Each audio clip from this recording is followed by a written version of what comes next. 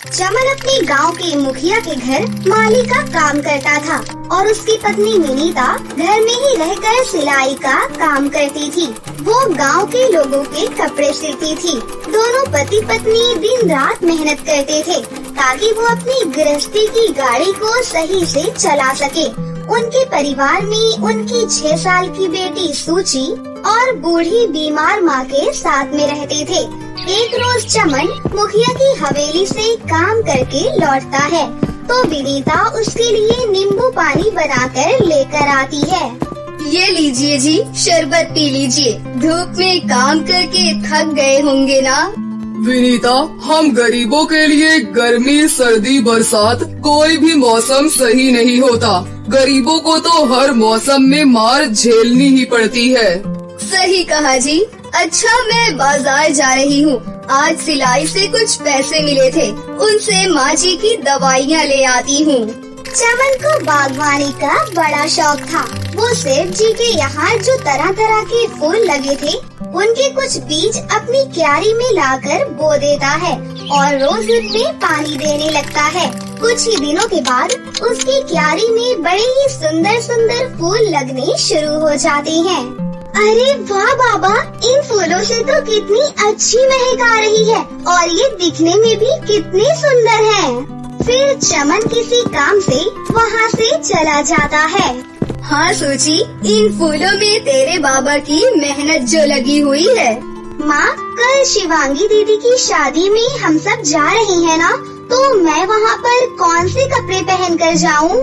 बेटी, बक्से में तेरा जो गाउन रखा है तू उसे पहन कर जाना। नहीं माँ, हर शादी में मैं वही पहन कर जाती हूँ। पिछले 3 साल से मैं हर दिवाली, शादी और यहाँ तक कि अपने और अपनी सहेलियों के जन्मदिन में भी उसे ही पहनती हूँ। अब मुझे नए कपड़े दिलवाओ, मैं उसे नहीं पहन कर जाऊंगी।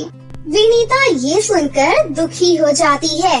अरे बहू, वो इतना कह रही है तो उसे नए कपड़े दिलवा दो ना।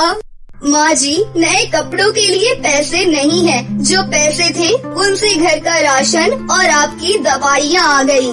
तो फिर ठीक है माँ, मैं भी शादी में नहीं जाऊंगी, नहीं जाऊंगी, नहीं जाऊंगी। सूची रोते हुए वहाँ से चली जाती है। विनीता को अपनी बेटी का टूटा दिल देखकर दया आ जाती है। फिर वो अपना एक पुराना भारी दुपट्टा निकालती है जो कि एकदम फीके रंग का होता है। अरे, ये दुपट्टा तो बहुत फीके रंग का है। अब इसमें ऐसा क्या करूँ कि ये रंग भरा हो जाए? तभी विनीता की नजर अपने बगीचे में लगे रंग बिरंगे फूलों पर जाती है। वो उन फूलों को तोड़ती है और उस दुपट्टे पर सिलाई करने बैठ जाती है।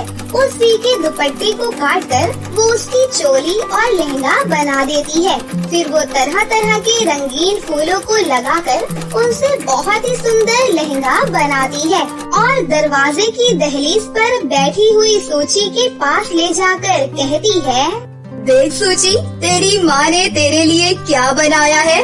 तेरे लिए नया फूलों का लहंगा। हाँ? ये तो बहुत ही सुंदर है माँ, और इन फूलों से कितनी अच्छी खुशबू आ रही है। ये तो मुझे बहुत पसंद है। सूची अगले दिन शादी में वही लहंगा पहन कर जाती है। उसका लहंगा देखकर सभी उसकी बहुत तारीफ करते हैं। अरे वाह सूची, तेरा लहंगा तो बहुत ही सुंदर लग रहा है। ये तो दुल्हन के लहंगे से भी ज्यादा अच्छा है। सच में मुझे भी अपने लिए ऐसा ही लहंगा लेना है। तुमने इसे कहाँ से खरीदा है? अरे मैंने इसे खरीदा नहीं है, ये तो मेरी माँ ने मेरे लिए सिला है। क्या? सच में? विनीता, ये फूलों वाला लहंगा तुमने बनाया है? कुछ दिनों में इसकी मौसी की शादी है। मैं चाहती हूँ तुम उसकी शादी के लिए ऐसा ही एक ब्राइडल लहंगा तैयार करो और एक मेरी बेटी के लिए भी ऐसा ही लहंगा बनाओ। जितने भी पैसे लगेंगे तुम मुझे बता देना। फिलहाल ये रखो एडवांस। आपका बहुत बहुत शुक्रिया। सभी उस शादी में सूची के लहंगे की बहुत तारीफ करते हैं। शादी में ही विनीता को ढेरों ऑर्डर मिल जाते हैं। ये देख विनीता और चमन बहुत ज्यादा खुश होते हैं। विनीता उन एडवांस मिले पैसों से बाजार से कुछ कपड़े खरीद कर लाती है। फिर उनमें अपने बगीचे के फूलों से सिलाई करती है और ब्राइडल वाले लहंगे पर लाल गुलाबों के फूल से सिलाई करती है। ये लीजिए जी, सभी 120 ऑर्डर कंप्लीट हो चुके हैं। अब आप इन्हें ग्राहकों के घर पहुंचा दीजिए।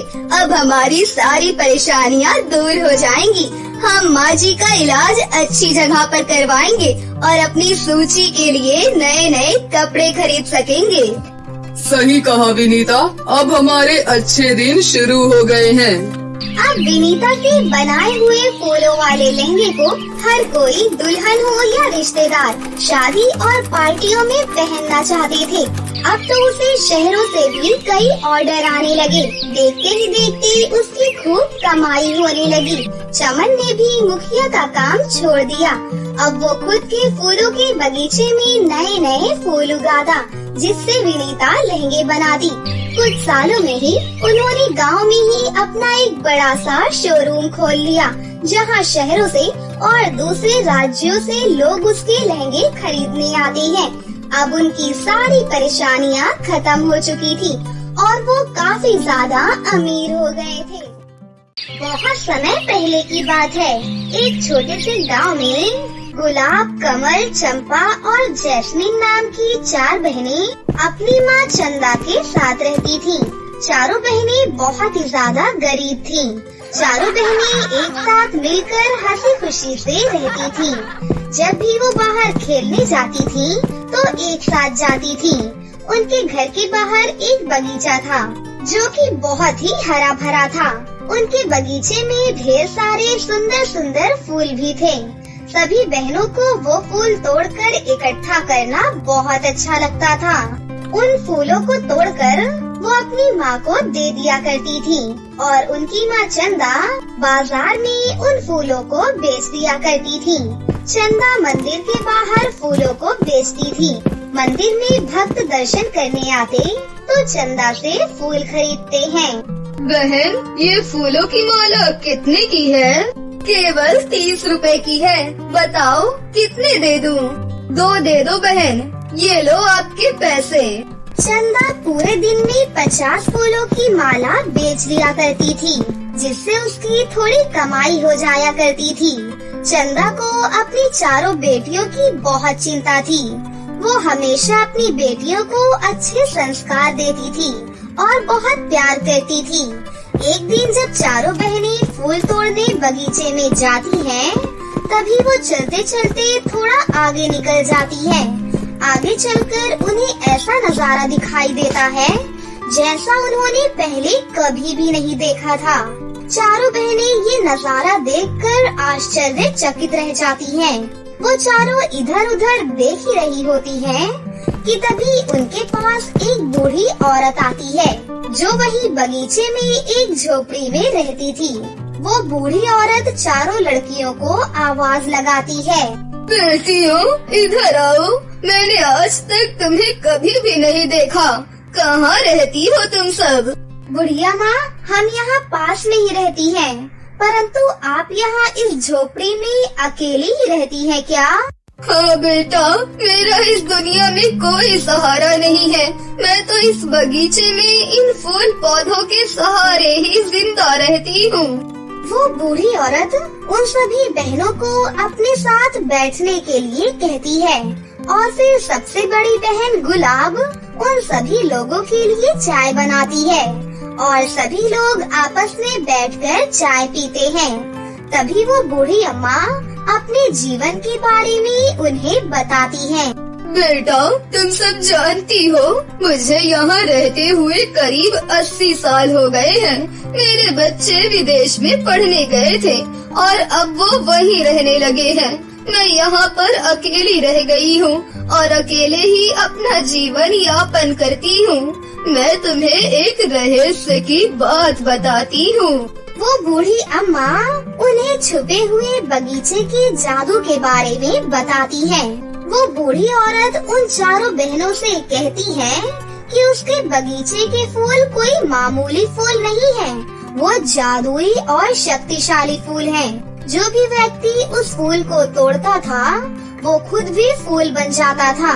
ये सब सुनकर चारों बहनों को यकीन नहीं होता। लेकिन वो बूढ़ी औरत से कुछ भी नहीं कहती और उसकी बातों को अनसुना कर देती है। उसके बाद काफी देर तक सब बातें करते हैं। फिर वो बूढ़ी औरत किचन में खाना पकाने के लिए चली जाती है। सभी बहनों को बूढ़ी अम्मा की कही बात याद आती है और वो बगीचे के सुंदर सुंदर फूल तोड़ने लगती है। दीदी, हमें ये फूल तोड़ लेने चाहिए। देखो तो कितना सुंदर फूल है ये। मुझे लगता है इन फूलों की कीमत हमें बहुत अच्छी मिलेगी। तभी वो चारों बहनें एक एक फूल तोड़ने की कोशिश करने के लिए आगे बढ़ती हैं। चलो दीदी, देखते हैं कि फूलों को तोड़ने के बाद क्या होता है। अम्मा की बात सच होती है या नहीं, अभी सब कुछ पता चल ही जाएगा। इसके बाद सभी बहनें वो फूल तोड़ने ही जाती हैं कि तभी वो चारों बहनें फूल में बदल जाती हैं। अब चारों बहनें सुंदर फूलों में बदल गई थीं। जैस्मीन जैस्मीन के फूल में बदल गई थी और गुलाब गुलाब के फूल में बदल गई थी।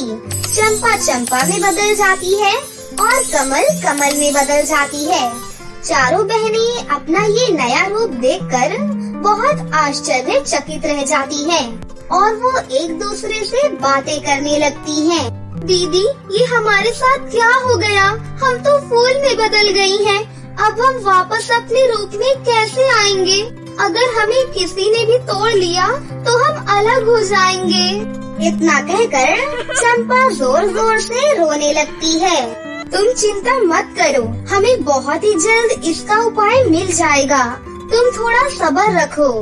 बूढ़ी औरत का सारा काम खत्म हो जाता है और वो बाहर आकर देखती है कि उन चारों बहनों के साथ क्या हुआ।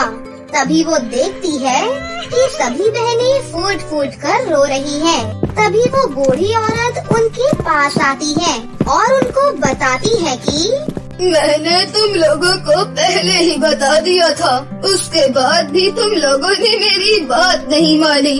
चलो कोई बात नहीं, अब रोने का कोई फायदा नहीं है। मैं तुम्हें इस जादू को तोड़ने का एक उपाय बताती हूँ।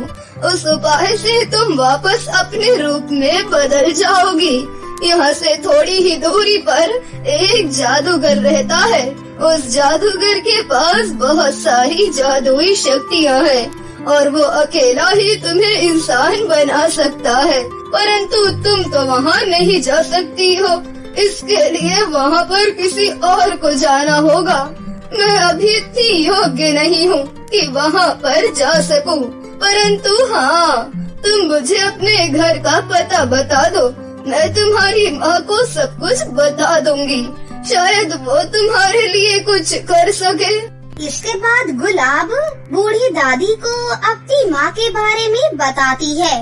बूढ़ी दादी उन चारों बहनों के घर के पास जाने लगती है। काफी दूर चलने के बाद वो उनके घर पर पहुंच जाती है। कोई है क्या घर में? बूढ़ी औरत देखती है कि घर में उन चारों बहनों की माँ बैठकर रो रही होती है।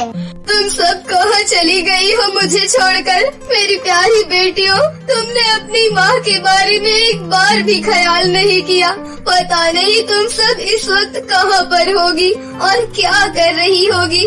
जल्दी घर वापस आ जाओ, मुझे बहुत चिंता हो रही है। बूढ़ी औरत चंदा के पास पहुंच जाती है और उसे बताती है कि किस तरह उसकी चारों बेटियां फूलों में बदल गई हैं। ये सुनकर चंदा को बहुत दुख होता है। तभी वो बूढ़ी दादी उस जादू को तोड़ने के लिए चंदा को उपाय बताती है।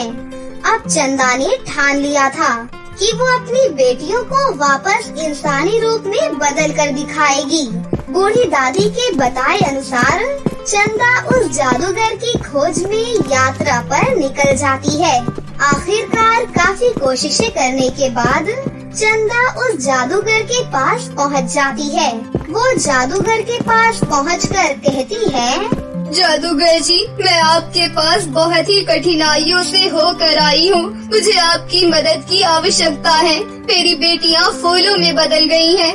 कृपया करके उनको वापस इंसान बना दीजिए। मैं आपके पास काफी उम्मीदें लेकर आई हूँ। वो एक बहुत ही नेक और शक्तिशाली जादूगर था। वो हमेशा जरूरतमंद लोगों की मदद करता था। वो बहुत ही दयालु था, इसलिए वो बहुत ही प्रसिद्ध था। अरे अरे, तुम तो बहुत घबराई हो। तुम जरा आराम करो, तुम चिंता मत करो। मैं तुम्हारी बेटियों को वापस इंसान में बदल दूंगा। इसके बाद वो जादूगर अपनी शक्तियों से एक जल का कलश चंदा को दे देता है और कहता है, ये लो बहन, ये जल तुम अपनी सारी बेटियों को पिला देना। उसके बाद तुम्हारी बेटियां वापस अपने असली रूप में आ जाएंगी। फिर चंदा जादूगर से वो जादुई जल ले लेती है और वापस से बूढ़ी औरत के घर पर आ जाती है। बूढ़ी औरत चंदा का इंतजार कर रही होती है। उसके बाद वो बूढ़ी औरत चंदा से वो जल ले लेती है और उसकी चारों बेटियों को वो जल पिला देती है। जल पीने के बाद ही वो तुरंत वापस अपने असली रूप में आ जाती है। अरे वाह माँ, हम वापस से अपने असली रूप में आ गई हैं। माँ, आपका बहुत बहुत शुक्रिया और दादी माँ, आपका भी बहुत बहुत शुक्रिया। अगर आज आप नहीं होती तो शायद हम कभी भी वापस इंसानी रूप में नहीं आ पाती। हम आपका ये एहसान कभी भी नहीं भूलेंगी। अब तुम चारों बहनों को घबराने की कोई जरूरत नहीं है, परंतु हमेशा याद रहे कि अपने से बड़ों की बातों को हमेशा माननी चाहिए। अगर वो कुछ कह रहे हैं तो इसका मतलब उसके पीछे कुछ तो कारण है। समझ गई? अब आगे से ध्यान रखना। चारों बहनें बूढ़ी अम्मा को धन्यवाद देती हैं और वापस अपनी माँ के पास चली जाती हैं और उसके बाद हंसी खुशी से अपनी जिंदगी जीने लगती है। बुलबुल एक सुंदर सा लहंगा पहने हुए अपने जन्मदिन का केक काट रही होती है। तभी उसके पड़ोस में रहने वाली 5 गरीब बच्चियाँ लाली, आलिया, शालू और सबसे बड़ी जानवी गुड़िया को गोद में लिए फटी चिटी फ्रॉक पहने हुए जन्मदिन में आ जाती हैं। तभी 5 साल की लाली हाथ आगे करके बुलबुल से कहती है, बुलबुल, हमें भी अपने जन्मदिन का केक खिलाओ ना। हम 5 बहनों ने कभी भी केक नहीं खाया है। अपने जन्मदिन की पार्टी में उन्हें देखकर बुलबुल चिढ़कर कहती है, माँ, क्या आपने इन 5 गई गुजरी गरीबों को मेरे जन्मदिन की पार्टी में बुलाया है? नहीं बुलबुल बेटा, भला मैं इन भिखारियों को क्यों बुलाऊंगी? मुझे लगा तुमने बुलाया होगा। माँ, ये गई गुजरी गरीब मेरी सहेली थोड़ी ही है जो मैं इन्हें बुलाऊंगी। देखो तो कैसे फटी चिटी फ्रॉक पहनकर भूखे नंगे की तरह केक खाने के लिए चली आई। मेरा पूरा बर्थडे ही खराब कर दिया इन्होंने।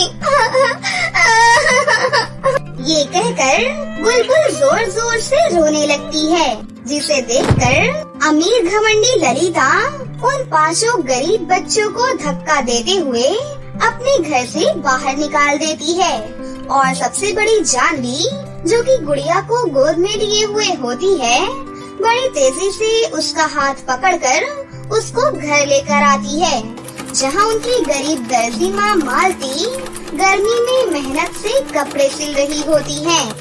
मालती, कहाँ हो तुम मालती? अरे भाई, कौन है? इस तरह से क्यों चिल्ला रहे हो? अरे ललिता जी, आप संभाल के रखो अपनी गरीब बेटियों को। फ्री फंड का खाने के लिए किसी के भी घर पहुंच जाती हैं। आज तुम्हारी इन 5 गरीब बेटियों ने मेरी बेटी का बर्थडे खराब कर दिया। अपनी बेटियों की तरफ से मैं आपसे हाथ जोड़कर माफी मांगती हूँ। ललिता जी, माफ कर दीजिए, ये बच्चियाँ हैं, नादान हैं। भाड़ में गई इनकी नादानी। अगर दोबारा से ये 5 कभी भी मेरे घर आई ना तो देख लेना तुम। इस तरह से ललिता बेचारी गरीब दर्जी मालती को सुनाकर वहाँ से चली जाती है। क्यों गई थी तुम 5 उनके घर? हमें माफ कर दो माँ, लाली और शालू को केक खाने का मन कर रहा था, इसीलिए हम वहाँ पर गई थी। माँ, तुम्हें पता है ना, ललिता आंटी की बेटी बुलबुल ने कितना सुंदर लहंगा पहना था। माँ, तुम हमारा जन्मदिन क्यों नहीं मनाती? हम भी सुंदर सुंदर लहंगे पहनकर अपना जन्मदिन मनाना चाहती हैं। केक काटना चाहती हैं। देखो हम सबकी फ्रॉक भी फट गई है, हमारे लिए लहंगा खरीद दो ना माँ।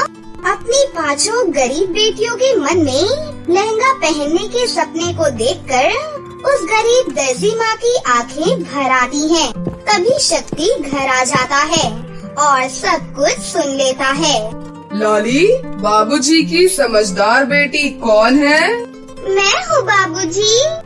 देखो लाली, आलिया, शालू और जानवी, ये बात तुम चारों के लिए और छोटी सी गुड़िया के लिए भी है। तुम तो जानती हो तुम्हारी माँ एक गरीब दर्जी है और मैं एक माली। हम जो भी थोड़े बहुत पैसे कमाते हैं वो तुम पांचों का पेट भरने में ही खर्च हो जाते हैं। अब तुम ही बताओ, ऐसे में तुम्हारे गरीब माँ बाप तुम पांचों के लिए लहंगा कहाँ से खरीदेंगे? पिता की बात सुनकर पांचों के चेहरे उदास हो जाते हैं और वो उन पांचों को घर के आंगन में ले जाता है जहाँ तरह तरह के फूल खिले होते हैं। पिताजी, आप हम पांचों को ये फूलों के बगीचे में क्यों लाए हैं?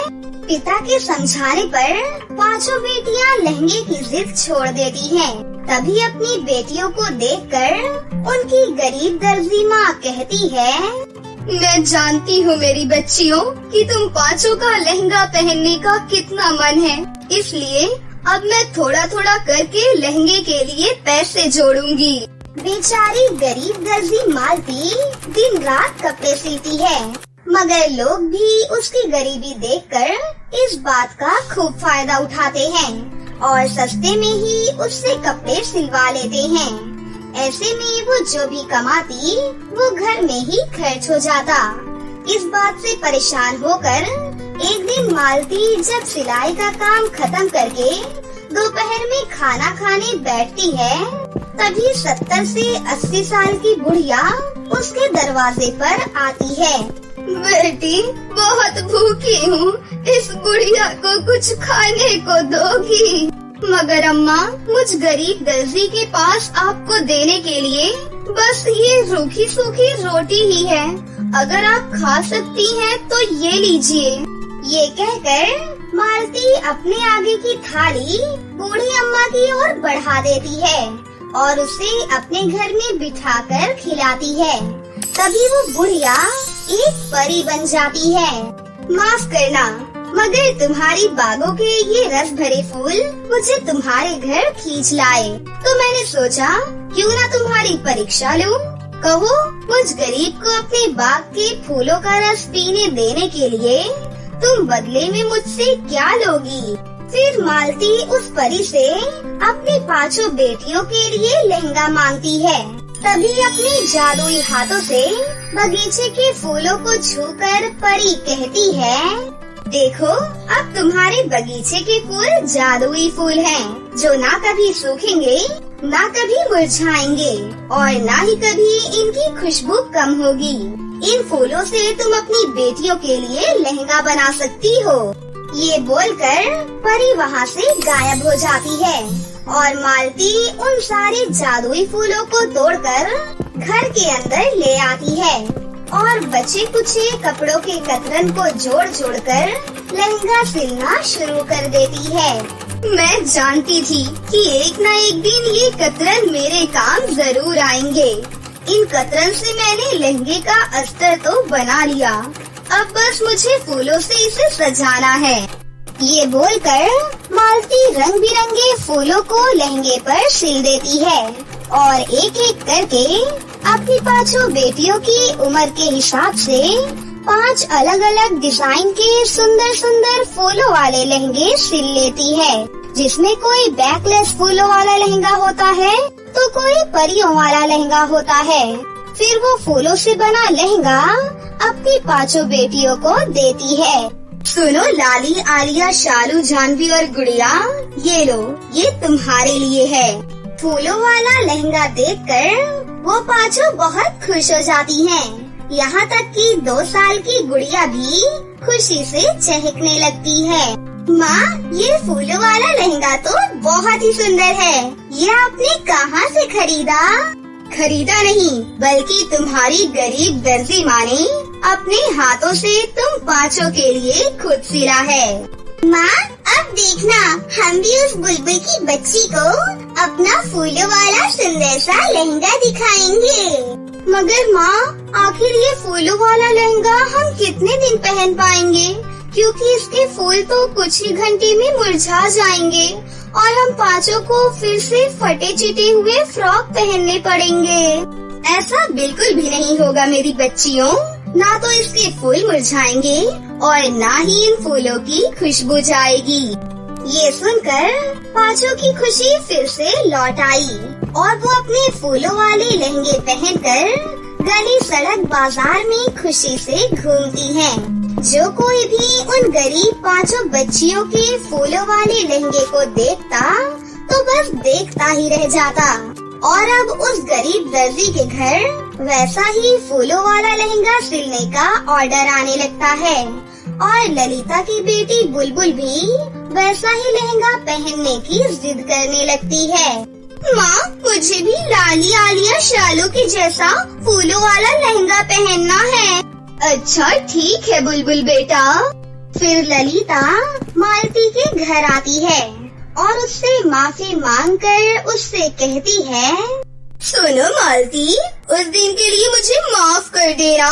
प्लीज मेरी बुलबुल के लिए भी अपनी बेटियों की तरह फूलों वाला लहंगा सिल दो। वैसे तो ये फूल मुरझा ही जाएंगे, मगर बेटी की खुशी के लिए तुम जितना कहोगी मैं उतने पैसे दे दूंगी। जी नहीं ललिता जी, ये फूल नहीं मुरझाएंगे। ये इस गरीब दर्जी की गारंटी है। अगर मुरझा जाएं तो आपके पैसे वापस। अच्छा जी, ऐसी भी क्या खास बात है इन फूलों में जो तुम्हें इतना यकीन है? माफ कीजिएगा, मगर मैं वो आपको नहीं बता सकती। मालती ललिता की बेटी बुलबुल के लिए बगीचे की जादुई फूलों से फूलों वाला लहंगा सिलकर दे देती है और हर दिन के साथ अब उस गरीब दर्जी माँ के फूलों वाले लहंगे और फूलों वाले ड्रेसों की डिमांड हर तरफ बढ़ती ही जाती है, जिसके बाद बढ़ती है मालती की आमदनी। अजी, मेरी बनी फूलों वाली ड्रेस की मांग हर बाजार दुकानों में बढ़ती ही जा रही है। अब आप सेठ जी से कहकर वहाँ से काम छोड़ दीजिए, क्योंकि मुझे आपकी मदद की जरूरत लगेगी। पता है मालती, हम गरीब इंसानों की जिंदगी भी इन फूलों की तरह होती है, जिसे हर दिन खिलना और मुरझाना पड़ता है। इसलिए जो है जितना है उसी में खुश रहना सीखो। फिर कुछ दिनों के बाद शक्ति भी अपने सेठ के यहाँ से माली का काम छोड़कर अब अपनी दर्जी पत्नी की मदद करता है और दोनों ही साथ मिलकर सिलाई मशीन पर जादुई फूलों से लोगों का दिया हुआ फूलों वाली ड्रेस का ऑर्डर पूरा करते हैं, जिससे कि बहुत ही जल्द उनकी गरीबी भरी हालत ठीक हो जाती है और वो दोनों अपनी पांचों बेटियों को अच्छी परवरिश और अच्छी जिंदगी दे पाते हैं और आगे भी इसी तरह से मालती लोगों के बीच खूब नाम कमाती है और हंसी खुशी से अपनी जिंदगी जीने लगती है।